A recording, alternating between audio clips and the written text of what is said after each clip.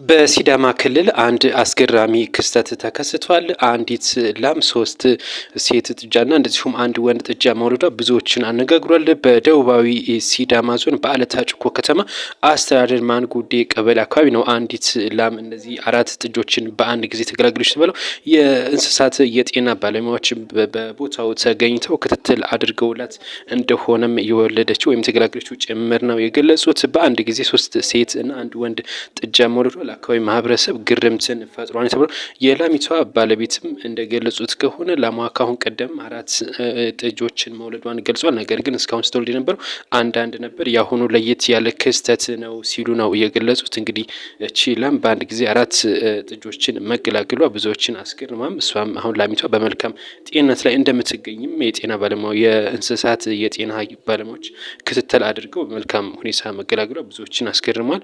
እንግዲህ አዳዲስ መረጃ እንደዚህ እንድደርሳችሁ ሰብስክራይብ ፎሎ አድርጉ። አብራችሁ ሁኑ። መልካም ቆይታ